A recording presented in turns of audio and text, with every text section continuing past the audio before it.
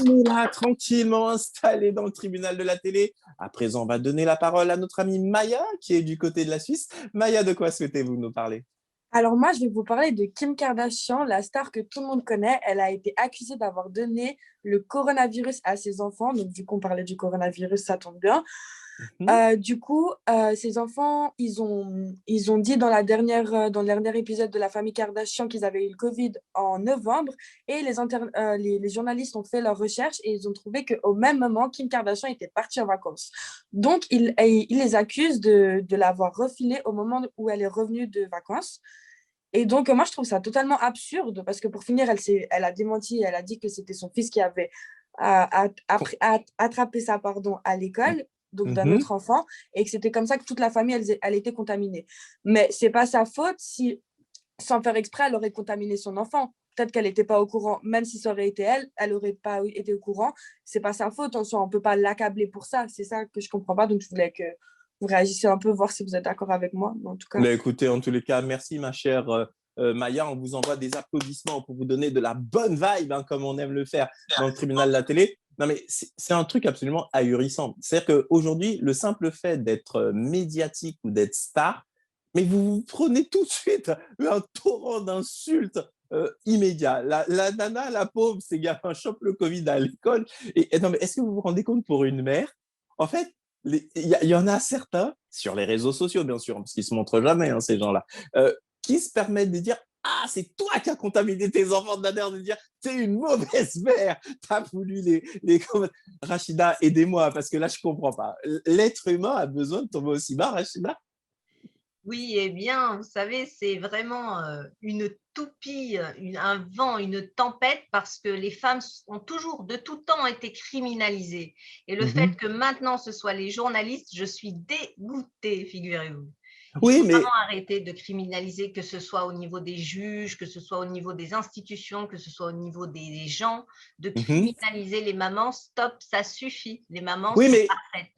ouais, oui, oui, oui. Non, attention, il faut Les mamans un sont très juste, belles, un les juste mamans sont balancier, ma chère sublimes. Rachida. Pas parce que je suis le seul homme sur le plateau que je vais pas défendre la jante féminine, la jante masculine. Attention, je vais sortir les muscles là, contre vous toutes là, si ça continue. Bref, je taquine bien évidemment. Bref, il faut moi je pense qu'il faut un juste milieu. Je sais pas ce que vous en pensez, Asimata, mais est-ce qu'on n'est pas simplement dans une période où sur Internet, mais il y a trop de haters qui ne passent leur temps qu'à distiller de la haine finalement. Bah, les gens ont tendance à dire aux autres ce qu'ils doivent faire. Mhm, Et c'est ça le problème avec les réseaux sociaux, c'est qu'aujourd'hui, les gens se permettent de dire ce qu'on doit faire, en sachant que les mamans, elle a élevé ses enfants sont toujours vivants. Hein. mhm. Même s'ils ont eu le Covid, ils sont toujours vivants. Donc, ce qui veut dire qu'elle gère en tant que mère. Mais ça peut arriver qu'elle ait peut-être sur le vouloir attraper ce Covid, mais est-ce qu'en tant que mère, on veut contaminer ses enfants? Moi, en tant que mère, je ne voudrais pas contaminer ma petite fille. Ça, c'est sûr et certain. Eh bien, écoutez, en tous les cas, c'est dit. Je vais poser la même question à Constance. Constance, est-ce que quelque part, c'est l'arroncent de la gloire? Quand on est connu, il faut absolument se faire lyncher par une partie des gens? Ah non, je pense absolument pas. Mais par contre, sous couvert d'anonymat, on peut se permettre énormément de choses. Et ça, je trouve ça dégueulasse de pouvoir lyncher et juste déverser sa haine et sa frustration sur quelqu'un qui ne demande absolument rien. Ma mère a été diagnostiquée positive au Covid durant le premier confinement. Mon frère et moi, qui étions confinés avec elle, l'avons eu aussi.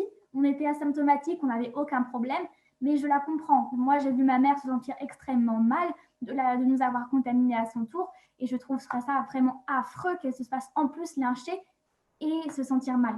C'est quelque chose Alors, que je trouve inconcevable. tout à fait. Mais vous avez commencé votre propos en disant quelque chose qui, moi, m'a interpellé, hein. Cette fameuse anonymat sur Internet. Vous savez qu'il y a de plus en plus de gens qui commencent à se poser la question, est-ce qu'il va falloir leur mettre en cause? Est-ce qu'il va falloir qu'avant d'accéder à Internet, il y a un système où on mette sa pièce d'identité pour qu'on soit enregistré une fois et ensuite pour qu'on puisse, en cas de plainte, ben, retrouver les gens, etc., etc. Qu'est-ce que vous pensez de la fin, entre guillemets, de l'anonymat, Constance? Je ne pense pas que la fin de l'anonymat en soi soit quelque chose de positif, mais par contre, c'est vrai qu'il y ait toujours un moyen de pouvoir retrouver les autres, que ce soit par l'adresse IP et d'autres moyens technologiques, ça peut être quelque chose de positif. le harcèlement en ligne qui peut mener jusqu'au suicide. Il y a aussi beaucoup de personnes qui font du revenge porn où on va publier des photos et ça peut carrément détruire des vies et justement, on peut en sauver plein en limitant l'anonymat. Si par exemple, je vais pouvoir commenter quelque chose sur une vidéo ou stalker mon ex, il n'y aura pas de mal parce qu'il y aura toujours du respect. Mais si c'est pour aller insulter quelqu'un qui va finir par avoir sa vie détruite, là, oui, il faudrait faire quelque chose.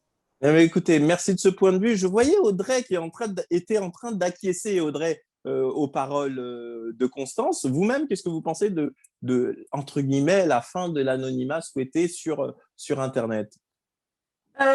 Moi, je trouve que ça veut dire qu'ils vont pas mal contrôler tous les gens, qu'on va être hyper suivi et surveillé encore plus qu'on ne l'était.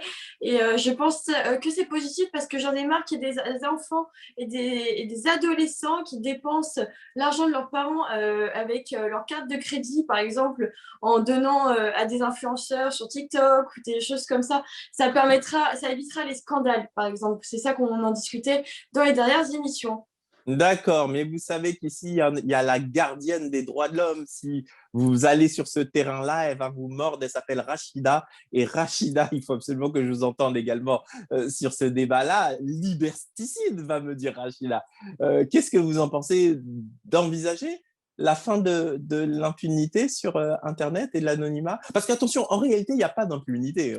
Beaucoup de gens qui insultent sur les réseaux sociaux, sachez que quand il y a des plaintes, les plaintes, elles aboutissent. Ils se font retrouver par la police. Mais beaucoup de gens sont convaincus que derrière leur ordinateur, on ne les retrouvera jamais.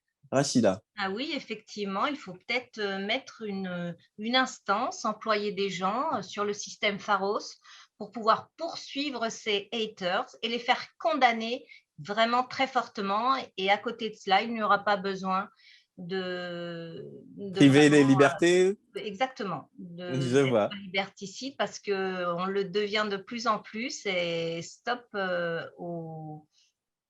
vraiment aux actes liberticides, ça suffit. Eh bien, écoutez, en tous les cas, chers amis téléspectateurs, vous avez la possibilité de réagir. Pour ce faire, c'est très simple. Vous allez du côté du site internet de la chaîne, à l'adresse www.people24.tv. Vous sélectionnez dans la rubrique les programmes Le Tribunal de la télé. Et là, vous verrez, il y a différents liens. Vous cliquez sur le lien pour pouvoir commenter l'émission. Ça vous mènera directement vers les commentaires sur YouTube de la chaîne People24. Immédiatement, un petit jingle et on continue car on est bien dans le Tribunal de la télé.